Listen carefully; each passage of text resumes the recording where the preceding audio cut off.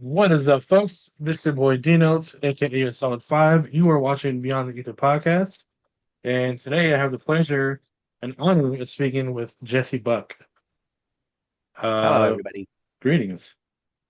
So I saw you from Here Comes Blood, but you've done a lot of things already. You've done, a lot of things before that, and that's what I kind of wanted to go back in time a little bit and talk about your career and all the other stuff you've done and are still doing. Um, Yeah, it's been pretty varied and unique.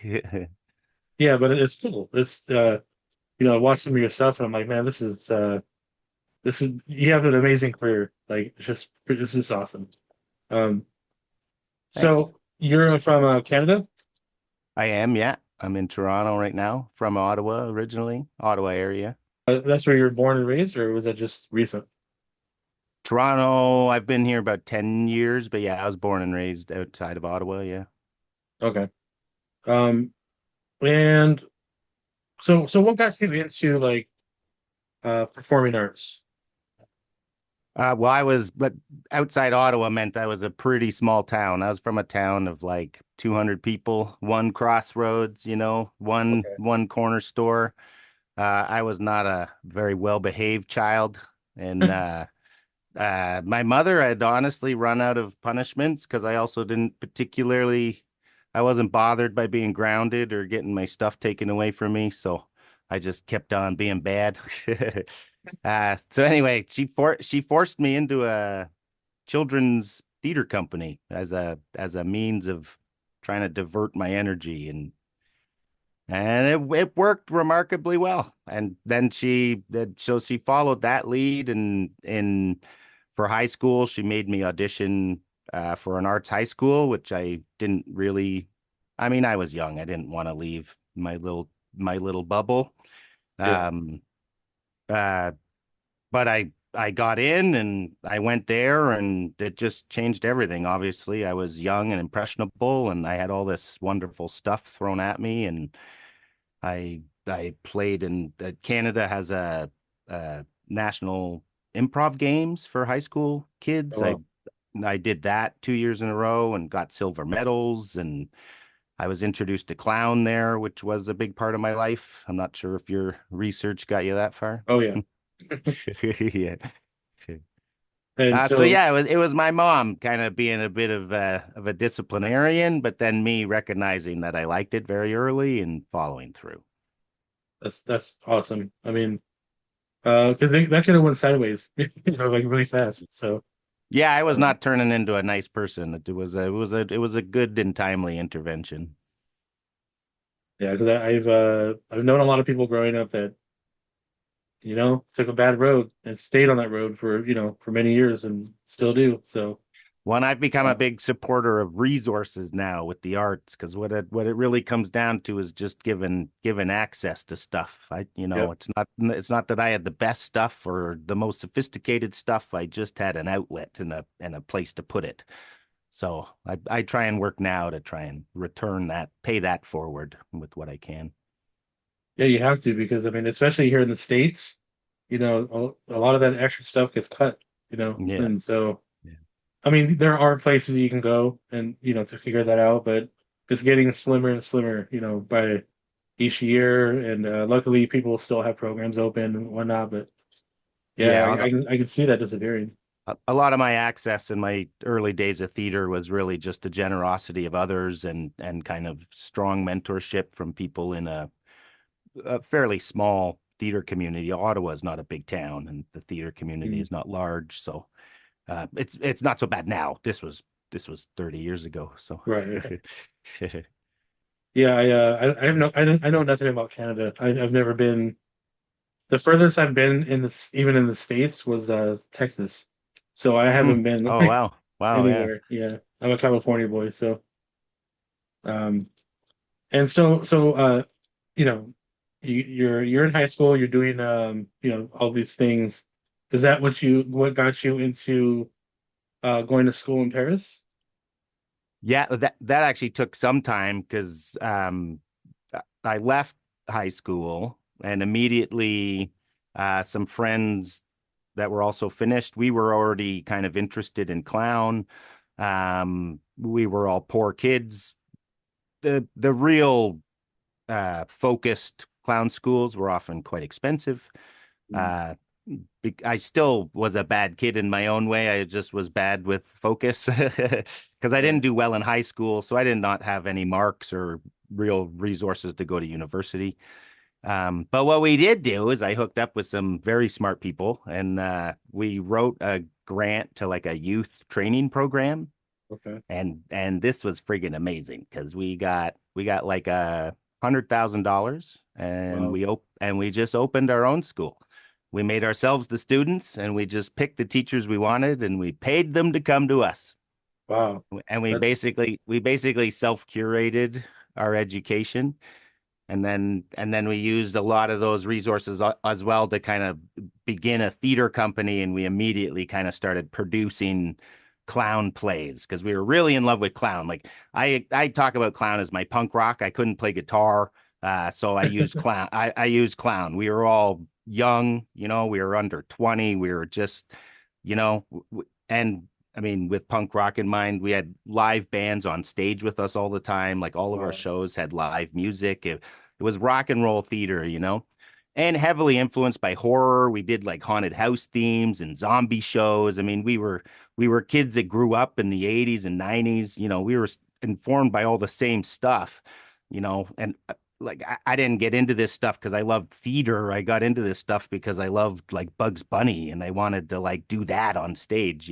Yeah. Um, so we basically just figured out a way to, no one was offering us this stuff, so we just made it ourselves. So I actually did that for about uh 6, 7, well, 5 years, I guess, because I went to Paris when I was 23. And by that point, we had produced about 5 or 6 shows. We had had some success. And I Mm. kind of left with the intention of bringing back that knowledge to the group. You know what I mean? To kind of Right. further of us along. Um, but while we were in Paris, it exploded in a flurry of, you know, as clown companies are wont to do. That's incredible. But Um, Paris was amazing. That's where I really formed, kind of. Yeah. yeah, I lived at the school. I don't want to butcher the name, so but it's been around since what, 1980? Is that what it was? Yeah, I think probably pretty close. He was in London for a bunch of years because Yeah. he split from this guy named Lecoq. They were kind of brothers, Okay. and then they kind of had a ideological split, but he didn't want to step on his toes in Paris, so he went to London. But then when Lecoq died, Philippe Gaulier is his name. Okay. He came back to Paris because Mm. that's where he's from. And once he was dead, he didn't care about the school. uh, and that's right when he returned to Paris is when I went to see him. Okay. But he's very much him and Lecoq, they have very different approaches. They have kind of formed a lot of the contemporary uh, theatrical clown, if you have any experience with that you see. Um, Canada has its own influence with a guy named Pachenko, who is very influential in the clown world. Um, Canada has a thriving clown community. We have like Mm. 6 clown festivals in our country, Wow. all across the country. Yeah, we love the clown, and it's not for kids. We're not talking like boop boop boop boop. Yeah. It's like legitimate, a legitimate form of popular theater, protest theater, Okay. satire. The drag community uses it a lot. It's great theater for the disenfranchised. It's really great theater for America right now because you couldn't get more absurd, and clown is all about kind of celebrating that absurdity. Um, uh, but I digressed a bit there. But And how long were you in that? How long were you in Paris for? it was a 2-year program. Well, Okay. about 18 months. But with a break in there, I came back and I did a bit more clown work, and then I returned and I did an intensive clown, like a 3-month clown focus. And I did a bunch of professional theater, and the same time I work a lot in mask and commedia dell'arte, and I did my first film in there, um, which was Smash Cut by Lee DeMarb, who made Jesus Christ Vampire Hunter. Maybe you're familiar with. I think I've heard Um, of it, but I don't think I haven't seen it. Yeah. he's super B, but Smash Cut was famously Sasha Gray's first non-naked movie. And I had a lot of screen time with her. That was a very fun project. I worked with Sasha Gray and David Hess on that movie. Okay. Uh, Michael Yeah, I saw Berryman. that you were credited on that. Yeah, Michael Berryman as well. So you did that, and then is that one kind of like some other roles started falling into place? Not really with film, no. I mean, I Right. that was in That's always kind of Ottawa. spread out. Yeah. Ottawa doesn't have a film industry. And I wasn't I, I was a super passionate punk rock clown, man. So I didn't really pursue a career as such. I just kept Right. making clown work because that's what I was interested in. Um, and that clown work led to me because of the festivals in Canada. Cirque du Soleil had a large casting department back in the day, so they went to these festivals and scouted people. So I got scouted through these festivals and ended up working with them and went on tour and did That's how you got the lead clown, right? yeah, and I For went that. Yeah. that was a life on the road. So that was like 5 years of my life. I Oh wow. left, and everything basically stops when you're on tour. Uh, Yeah. sounds like a super interesting life, but kind of isn't. I mean, you're going to all these places, but you're also just doing the same thing over and over and over and over and over Right. again forever. I did that show like 1,500 times, but the experience was great. And to be able to perform the same piece of material to so many cultures was really interesting. Right. Um, but it was when I left tour, when I left for tour, I was a single man, and when I left from tour, I was married and had a young child. So That's uh, awesome. I landed in Toronto because it just, like I said, Ottawa has a very low kind of plateau as a performer. Okay. So Toronto has a much bigger market. We film a lot of things here. Um, I was quite tired of the clown stuff at that point, so I wanted to try other stuff. So Yeah. that's when I started more actively kind of pursuing film and television. And I did reasonably okay. Like I got little parts on all kinds of television shows, Yeah. and I saw that. uh I took a lot of workshops here just acting for the camera because honestly, doing being on tour with Cirque for 6 years, like my muscle memory was so beyond what a camera wants out of you that I was just like I literally had casting auditions where they'd just be like, "Well, I'm like, whoa, dude, slow down." Simmer down. Yeah. So it took a lot of like adjustment, like how they say, which is why I was so happy with when Here for Blood finally came around, because finally it was a project that was like, go crazy, man. Like Yeah. Yeah. Daniel pushed me more and more. Like I was still trying to pull it back, and he was like pushing me forward. So I kind of realized that horror comedy is really my where clown sits most comfortably in film. Like it Right. sits there really nicely. Especially with my background, because as I said, we kind of made like horror inspired clown shows growing up. We did a lot of gore on stage and splatter Okay. effects. And so I love it, right? Like even Sam Raimi coined the term splat stick when he made Evil Dead 2, Mm. And so now I'm just kind of again, I'm embracing more that DIY punk attitude, and I'm not really paying a whole lot of attention to the grand auditions that come in. I'm just trying to like, how can I just make horror movies? Yeah. Like my channel, I'm all about it. So, Yeah, um, exactly. So yeah, I want to make uh, horror movies. yeah. And one day I hope I make my own, but we'll see. Um, so I was looking at your YouTube, and you did a kind of like a I don't know how to explain it. I explained it to myself. I conceived it as like a stop motion short. Oh, cool. Um, Yeah, you saw that? yeah, I was like, tape slash crap, right? Yeah. Yeah, exactly. Yeah. When did you make that? Because when I saw it, I was like, "Wow, this is so cool!" Because I've never like experienced film like that, or at least not like I don't ever like seek it out, you know. Yeah, So yeah. when I Yeah, saw yeah. that, I was like, "Oh, that's very cool." I'm sure it's been done many times, but the way you shot it was like incredible. I was like, this is Oh, so interesting and so like super unique, cool. you know? Yeah, that's Yeah. great. Yeah. Yeah, that did not get a wide release, so to speak. Yeah. That was my lockdown COVID project. Okay. And it absolutely was stop motion. Shot for It, shot. Yeah. yeah. Oh, that must have been that. How long did that take you? That must have taken I forever. I mean, it there was like weird breaks because so in the middle of shooting that, because it was just in my house, like it was in this very hallway that we're sitting in Okay. that I shot it.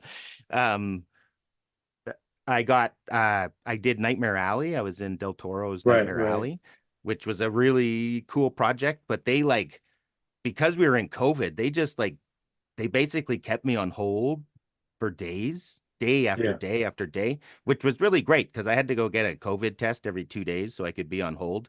And they had to give me a 2 hour call for every COVID test. So I ended up making actually quite a bit of money from just going to get COVID tests. And we were in full lockdown. So it's not like I couldn't do anything else. You know what I mean? Right. Anyway, that was a cool project. I worked with Defoe and Bradley Cooper, Ron Perlman. Um, So that was right in. So that took like 4 months and it was right in the Okay. middle of it. So then I kind of stopped and then I had to come back. But I will say, I made all of that from junk in my house. I didn't even, I even like at one point, because I literally couldn't go anywhere. Like Yeah. I had no brown paint. So I painted all the walls with old coffee grounds because it's all I had. Well. So I built everything, and then I because Apple computers are pretty sophisticated, so you can talk to them, because they're set up for accessibility. So I tricked out my computer so that I could just tell it to take my picture. I was literally alone; no one helped me. I Oh shot wow. that, I framed everything, I shot everything. I did that whole project by myself. The only thing I got my brother to play accordion. The accordion is my Okay. brother. And Well. I got him to just watch it once and then he just watched it again and played along. Um, but yeah, so it took me quite a while. Like if you remember it, that shot where I'm kind of like it's behind me and you see those faces kind of looking Yeah. back Yeah. at me. Like just that shot took me almost 9 hours to establish, like to frame it and get it set up. Because Yep. I had all these things hanging in the hallway and like it was just such a I like it was a great project. One thing is like I did submit it to film festivals, but I'd never made film before, so like it's shot nicely and it works well on a monitor like this, but boy, once you blow it up, it just looks like shit because I did not It's know not built for that. Yeah. I did not know what I was doing. So things just aren't framed, focused properly and blah, blah, blah. So live and learn, but it was a cool project. And it was an intention to do tapes last, Crap's Last Tape, which is a famous solo show by Samuel Beckett, who wrote uh, Waiting for Godot. But uh, his estate is notoriously protective of the Okay. property, so I didn't want to mess with it because they will get in your face. So I adapted that and turned it into this kind of weird clown story of a haunted clown. But yeah, Buck a Muck on YouTube, and there's is Oh, it this? I'm gonna drop the link on there. Yeah, Yeah, yeah, for sure. cool, yeah. Yeah, it's so Yeah. cool. Um, I not to the same vein, but like I had to do this like short video for this contest that I was in, and it only ended up being a minute.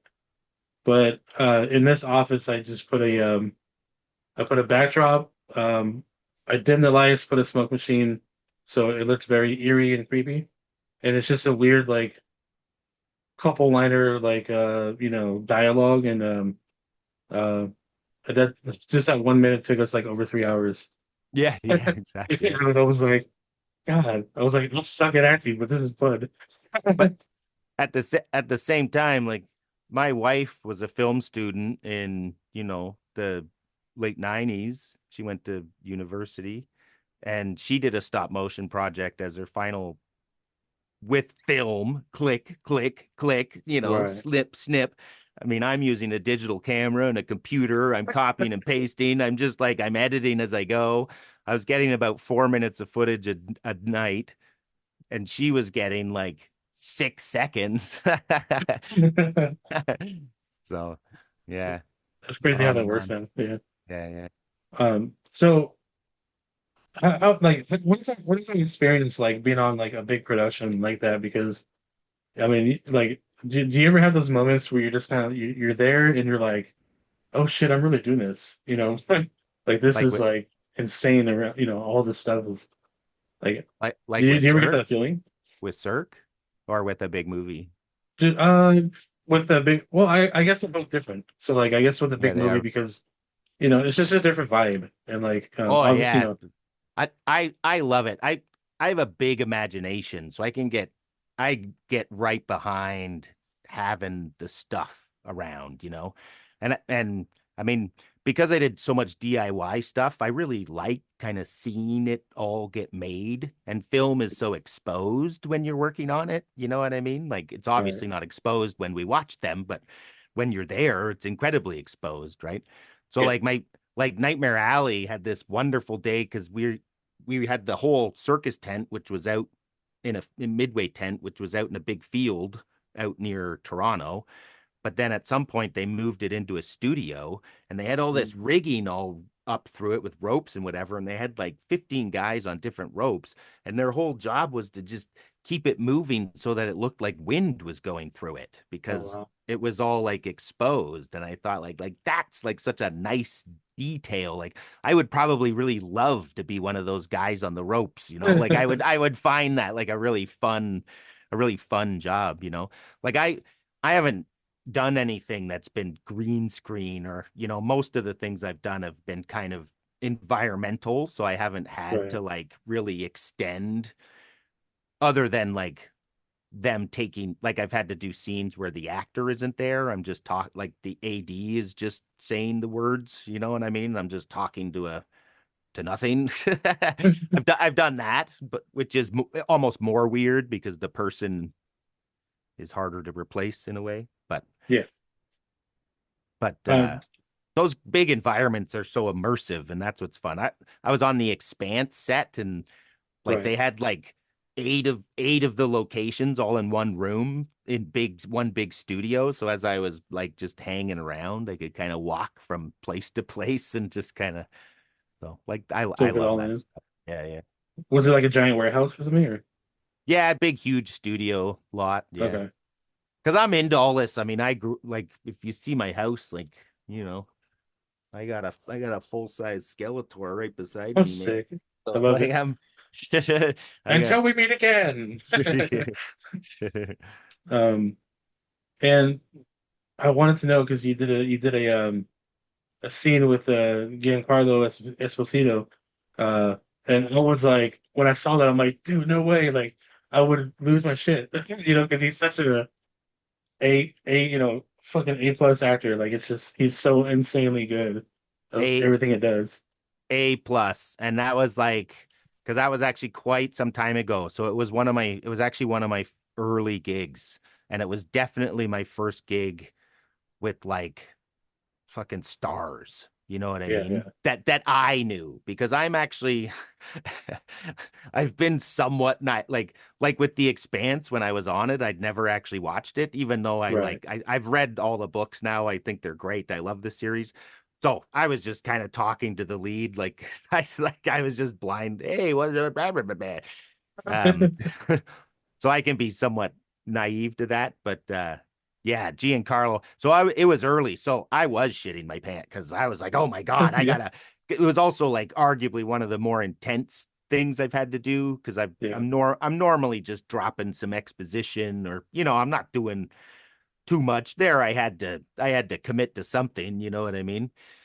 but Yeah. it's certainly a flex to say I was killed in a trunk by Giancarlo, especially now because kind of since I shot that, like the years since, like he's in everything, Oh man. yeah. He's like all over the place, and he's like a badass now. He's kicking ass and ending people. Like, yeah, it's great. So, Incredible films. but that was it. That was a great day. He said I was great at the end of the day, and I just about floated off of the parking garage It's we like were swinging shooting away. on.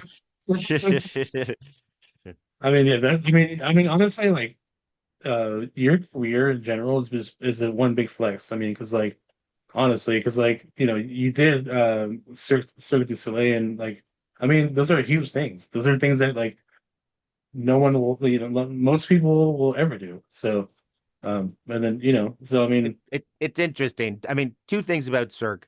It has worked against me in film because everyone thinks I can do backflips, which I can't. oh, okay, I did go to theater school. I did not go to circus school. I just kind of focused my efforts on clown. So right, it's worked not against me in that manner, but people do expect something that they don't get. gotcha. But at the same time, if I'm sitting around a campfire with a bunch of A-listers, a lot of them have done Broadway, a lot of them have done the West End. None of them have done Cirque du Soleil. Yeah. So they still end up going like, oh, that must have been neat. Um, so you did a bunch of TV, some small, not small, but you did some other roles, and then you end up. So how did Here Comes Blood come into the mix? Like, did you audition for that, or did the director just reach out to you? No, I auditioned, but I was like, because that audition, it actually said on the breakdown, uh, evil Charlie Chaplin or Buster Mm, Keaton type. So with the horror clown history, I told them that in my tape. okay. Um, and then I just went all in. Yeah. Now I auditioned for the guy who didn't really have any lines, but they gave me text for the audition. Um, anyway, it was a match made because Daniel told me that I was the only cast member where no one there was no debate among anybody. It was an immediate yes across the board. So I would hope so, because I mean, just watching some of your clown work, and then like watching you on screen from Here Comes Blood, it's like you were made for that role. Like, it was so like, thanks. Yeah. bam, right there. And how was your experience with working with Daniel James? Because I know, like, he's Toronto based, right? Or he's from Canada as well, or London based, London based. Okay. but about 3 hours away. It's not so far away. Mm. London, Ontario. uh, um, uh, he was great. Again, impassioned, um, young, determined. Um, so again, coming from my DIY background, Right. this is kind of like I sit really comfortably. Like I like to hang out and watch them work. I hung out with the effects crew, Butcher FX. I'm wearing their t-shirt. Yeah, I was gonna ask about that. Yeah. Um, I love watching them work, and they were so enthusiastic. So like I like to be around that environment. Like my agent at the time, who's since retired, so I'm not really bad mouthing anything. She actually kind of was like, it's not great money, because it was an independent project and Right. blah, blah, blah. So that's fine. And I had just done Reacher, which was an Amazon show, and I got like a stupid amount of money to do Mm. nothing.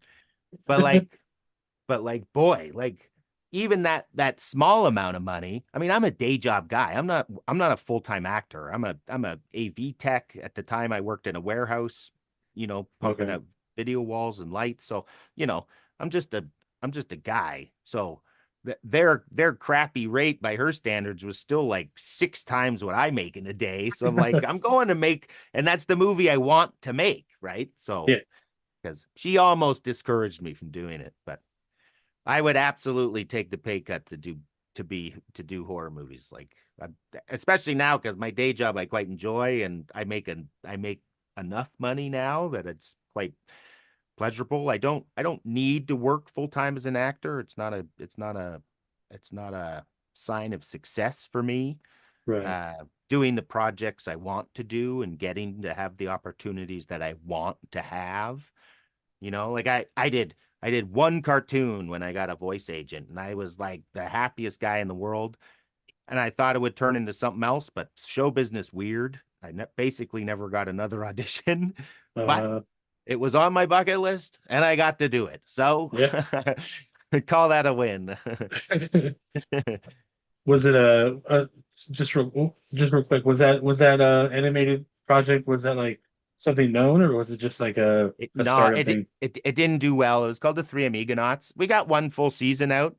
Okay, It had, I could see its problems, but they also didn't they distributed it on like weekdays at like 2 in the afternoon. with no one's home. But yeah, exactly. And the humor honestly was for like 12-year old. So it Yeah, should have been around a school schedule. Anyway, it was a fun part, but the uh experience. Yeah, the Butcher Shop FX. I mean, you said you love working with them. How was the putting on prosthetics for you? Because like, obviously you're a clown. You put on makeup and props all day. But for them to put on like the burnt prosthetics on you and stuff like that, was that annoying to you? Because it's different. It's like putting like a bunch of latex or whatever it's made out of. On basically the whole side of your face. Like, was that like cool or was that like frustrating because it's like hours of like layering and stuff like that? yeah, totally cool. Loved it. Mm. The face burn wasn't super lengthy. It was about 45 minutes, so Oh, that okay. wasn't so bad. Actually, the makeup I did for Cirque actually took me longer. I did Wow. it myself. Um, but and you're right that it doesn't quite feel the same. Um, but again, I have a weird thing where I almost appreciate a bit of discomfort with performing. Because it's like you put on work clothes to go to work, right? And then when you get home, you take off your work clothes because you're not at work, and it's just kind of like, you know what I mean? So Yeah. there's an element of like knowing this because I've also done lots of mask work, so commedia dell'arte and stuff. So I've spent a lot of time not with the same stuff, but with wearing burdensome costume pieces, and you know what I mean? Yeah. Um, but I'm all about selling the dream, man, because I just love it. I mean, I looked Mhm. amazing. I mean, even one day they were like, we were done, and I just wore it home because I wanted to show. I just wanted to show my family, but wearing it home involved a 2-hour drive first, and like I had to wear it for a while. So I get a big kick out of it. Um, I haven't done like full creature like big time. Yeah. Um, with uh Del Toro's Nightmare Alley, there was a good one because they covered. I have a fair number of tattoos, and had a lot of exposed skin in that film, so they had to cover a lot of me and with dirt and grime and tattoo Okay. coverage and stuff. I had a big beard and hair, and uh, so the one night they're like, "You're kind of back in the morning, like." Would you mind just leaving with this and not showering?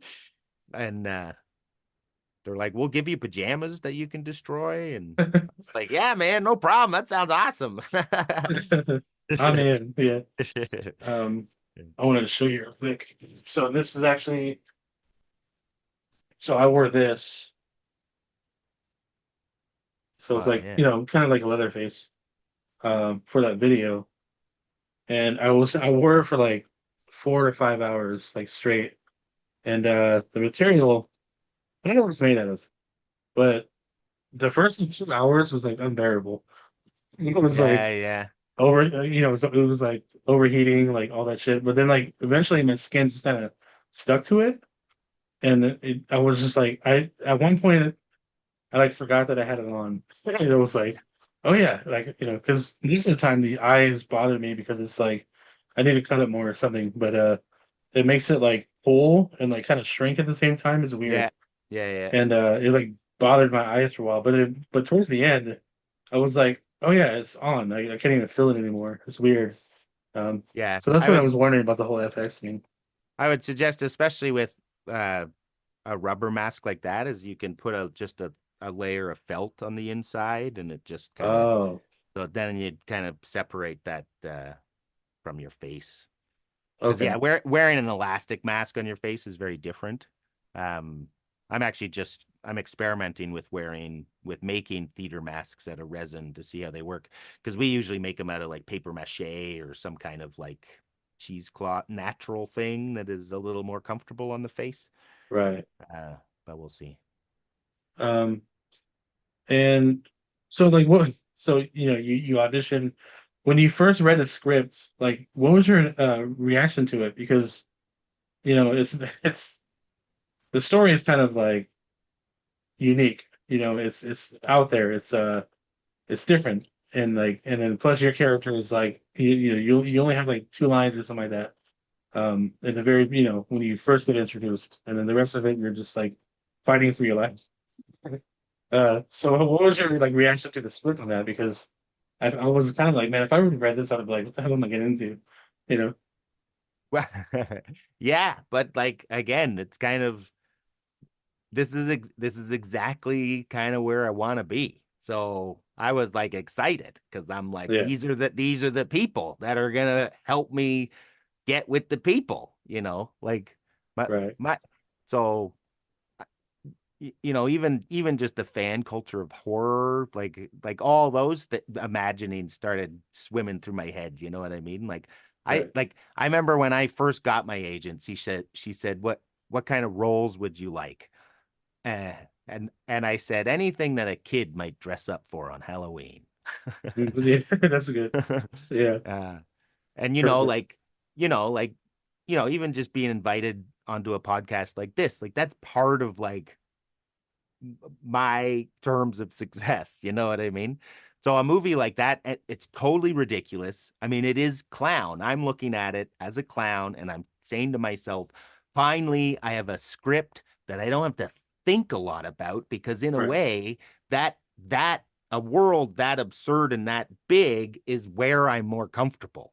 Like right, right. I've been working in those worlds for a long time. So all of a sudden I feel like I don't have to pull back and I can let go and I can just let it be. And so I'm almost more relaxed. Um so yeah. Totally. So yeah, I get to finally do what I'm trained to do, honestly. You know what I mean? At least more Yeah. trained to do. I'm trained to be And, an actor, but I have a lot more training than being a stupid actor. and I was curious on like how does it look on page? Because like you don't have for the most part you don't have any lines, but there are scenes where you're like, okay, I want to be fighting the lead. So how does that look like? It's like there's not like a step by step on page, right? You guys have to kind of like stunt that like during the shooting, right? Or not during shooting, but is there like a story like board or something that you guys are just like, No, if I remember the fight in the kitchen was basically just choreographed on site. Uh, okay, I mean, he's got a stunt team on site, so yeah, there is a stunt coordinator there. Um, uh, Again, I give stunt coordinators a reasonable amount of security because I've done a lot of slapstick, I've done a lot of uh, choreography and dance because the physical theater just you're using a lot of the same applications, you're just presenting right, them in a different way. You know what I mean? yeah, Um, so a lot of the heavy, more physical bits were more or less but I know like Sean Roberts, his wrestling match, like that was rehearsed and right. choreographed and structured. But me with my clown stuff, I could more or less. A lot of my pratfalls were more or less improvised. They didn't even ask me necessarily to do them. I was just like, Yeah. I can do this if you want. Um, a couple of them even they thought it was, we had those moments of like, oh shit, man, are you okay? Like, oh no, that was the take, I man. That was the take. I'll do it 10 more times right now. Yeah. Yeah. Wow, Um, maybe four. and speaking of pro wrestling, did you ever, this is probably a no answer, but did you ever watch any kind of pro wrestling before that? Oh yeah, I was a huge fan. Really? Um, Wow. Oh yeah, when I was a kid, like I Yeah, like no. one of my big one. I saw loads of events in Ottawa. I saw Legion of Oh, Doom cool. fight Demolition. Oh man. Ultimate Warrior fell on me after being chewed by Savage Sherry through a match Oh against wow. Macho Man. I saw all a bunch of great guys. I saw the Bush. I saw the Heart Foundation. Oh man.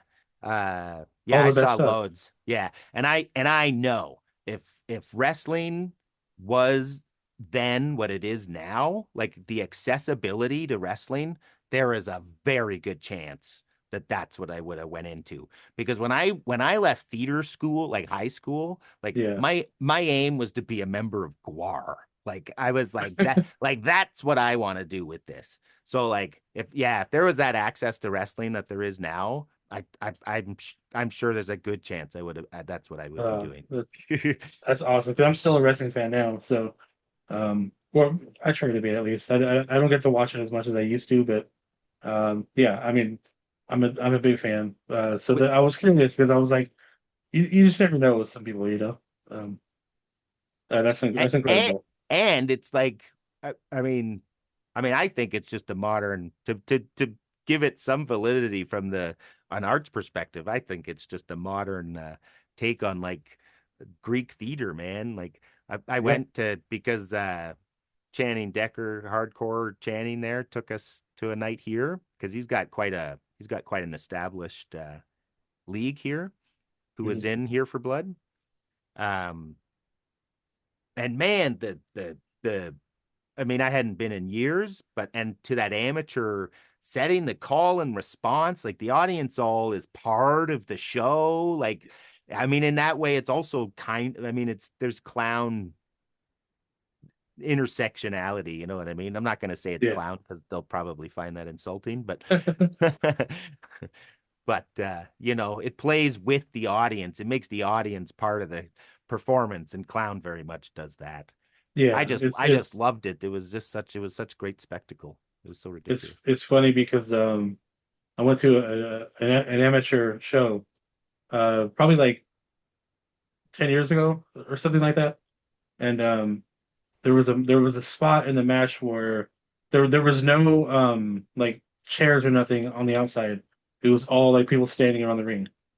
Um, so there was a spot where they were like he was gonna like throw the guy over the ropes, and uh before he did it, like the whole crowd just like the sea they just spread apart, and I was like, no, so, but they didn't do it because like I think they were both gonna go over at some point, but everybody just like, split up. And like, you guys all like what is just be a part of the show. Come on, uh yeah, I love all that stuff. Yeah, Theater. amateur. Yeah, it's such pageantry. Amateur wrestling's great right now. It's just lovely. And what can you tell me about fresh meat? So I know that that just came out in Canada We on the did. We big just had screen, the like locally. premiere, yeah, last week. Yeah. Um, so what is there any news about like any kind of streaming in the near future or I Daniel's keeping it pretty tight-lipped. okay, There is stuff happening. right, He's very excited in all the communications. Um, but I don't know any gotcha. details. Um, I haven't been close enough in this industry to expect anything out of how all this stuff works. So Yeah, um, it'll release when it releases. right. It's a great project, you know. It's not nearly as goofy as I mean it is still a bit goofy, but it's less slapsticky than Right, right. Here for Blood. I get to kind of play that trope of like where are you city kids going, which is really fun. I do have a bigger, more prominent role in the film. And again, like I said, kind of within those kind of horror tropes that I love. So once again, hoping it turns into just more horror movies because Yeah, I watched the trailer and obviously I was trying to find more stuff on it, but I definitely noticed that you had a bigger role. and a lot, you're actually speaking a lot on this, and I know you've had roles in the past where you said something, on screen you had dialogue and all that stuff, but this one seems like you had more of a um, main bad guy kind of feel to it, Yeah, where yeah, yeah. I got like a full like explanation monologue, you know. It's definitely probably my largest, most impactful role to date anyway. yeah, Um, we had a great time because we got full carte blanche to that prison. We basically could do whatever we want in there. So that's that was like a fun, cool experience. I brought my kid to work day and that he oh had a cool. yeah, he was like 10. They just thought that was the best. Because we were only working in one part of the prison. So I basically just said, be free in the prison, be free in the prison. I recognize the irony of that statement. But they had a great time. And then this was awesome because they came running up and they were like, I found a room full of dinosaur bones. I was like, what? He took us, and sure enough, there was a room of replica dinosaur bones in the Oh, prison. Yeah. cool. Where was that prison filmed at? Chatham, Ontario. Okay, Yeah. Which is also about 3 hours from Toronto, but in a different direction. right, Not a man. very big town. Ontario has lots of small towns. Ontario is 5 times the size of Texas, so it's a big Oh, place. shit. Okay, yeah, because again, when I flew into Texas, it was like, I've lived in California my whole life, and I don't venture very far, but it seemed like just a whole new world, like massive, and like every building is bigger. There's like screens on all the buildings. It's weird. It's like I'm like, what is this fucking Times Square? Like it's weird. And yeah, and then we went to the stadium for a game, and it was like a city within a town. It was weird. Oh yeah, It, I saw one of the trailer parties in the States when I was there, and man, like an Austin game, a Longhorns game, I saw one of their. I just was looking for breakfast and was like, what is happening?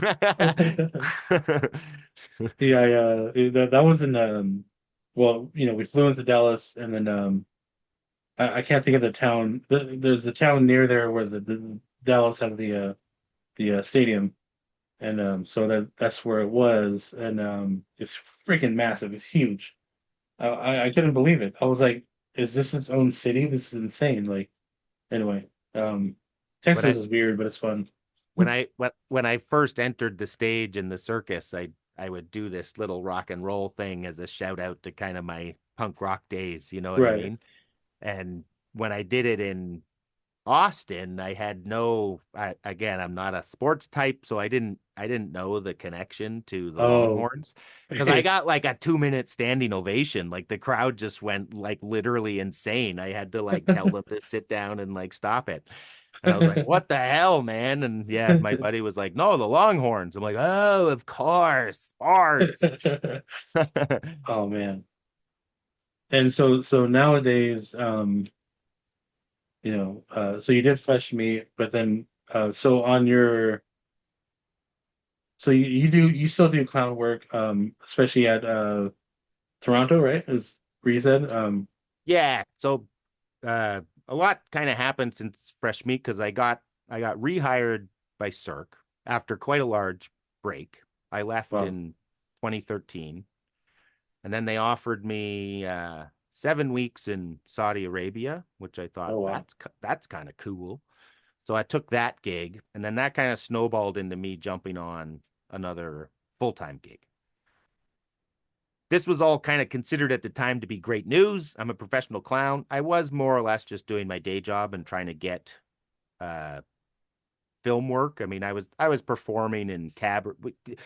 Toronto has a strong clown community, so there's Right. cabarets and there's all kind of nights you can perform at that are very low risk and you know what I mean? You can kind of Yeah. do what you want.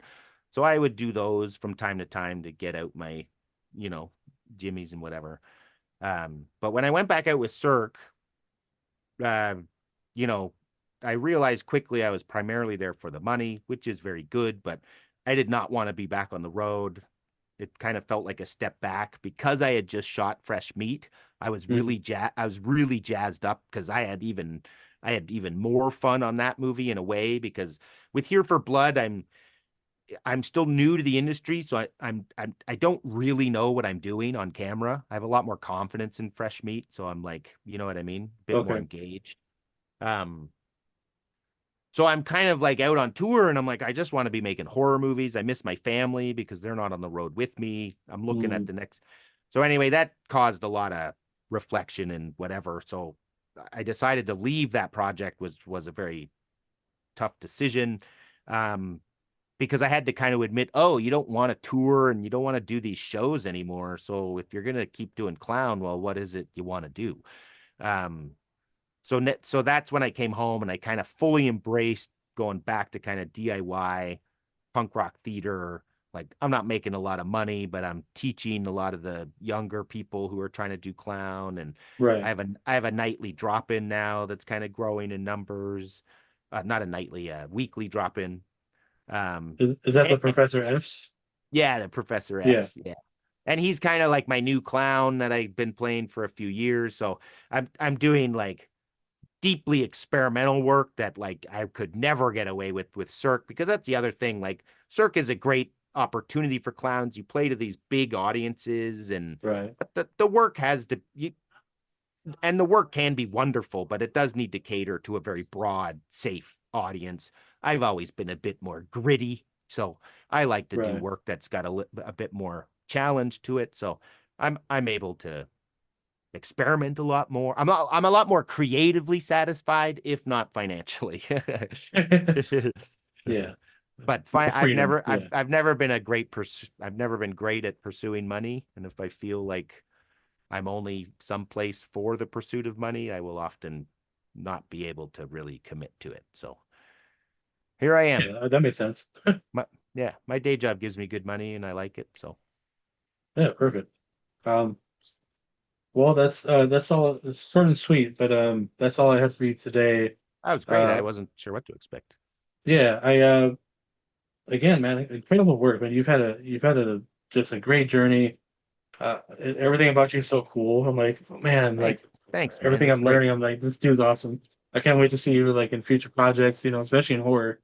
I love the horror work that you've put out so far, even though I haven't seen Fresh Meat yet. But Here for Blood, man, I just watched it again recently, and I'm like, this movie's so fun. It's Yeah, just, it's super goofy, eh? Yeah, I yeah, watched it yeah, again. I watched it again recently too, and it's just it's I don't know, it's got a special energy because it's oh just yeah, so it just celebrates what it is, I guess, kind of in a way. And that's right. why that's why it's good clown. Clown works by just being happy that it's clown. I know. I told my co-host, I was like, unfortunately, he's got a lot of things happening right now, so he's not able to jump on, a lot of these things. But I'm like, dude, you gotta watch this movie. This movie's like crazy, but it's like fun, and it's got its right set amount of gore and stuff like that, and like basically everything you want for the most part in a horror film. I mean, we all have different tastes, like comedy and horror don't Yeah, always mix well, yeah. but in this rate it does, and it was great to see you on that, and I can't wait to see you in all the other future projects that you have. You get booked for. So, Thanks a lot, um, man. Yeah, thanks for the time. yeah, and but no, I appreciate your time, man. You didn't have to do this. So, you know, um, I hope you have a good rest of your day because I know it's what almost evening for you. It's 4 p.m. Yeah, Yeah, I gotta. Yeah, I don't have. I got a work day ahead of me. So, Oh, I guess so. Eh? Yeah, yeah, I'm working on a highfalutin clown application. I gotta make it. I gotta make all that stupid stuff sound super smart. So I'm doing that right now. it looks pretty awesome though. If I'm ever in Toronto, I'll try to like go to one of your or check out one of your workshops or shows or whatever. Yeah, look it up, Uh, man. Sweet Action Theater is a good place in Toronto. They focus on idiot comedy and clown comedy almost exclusively. That's like right. all they do. Uh, and yeah, at Buck Yeah, 'em up. definitely got to plug that in. And that's it. For those that are listening, you can follow the channel on Beyond the underscore Ether on Instagram. Email us at bootcrew2025 at Gmail, or my personal account is Kelly underscore DTO. on Instagram. And I will have your social on the description below. Super. Um, so they'll just click on your name or whatever, and boom, they'll check you out. Uh, and that's it. Also check out the merch shop, all that fun stuff, and I will see you guys when I see you. Nice talking to you.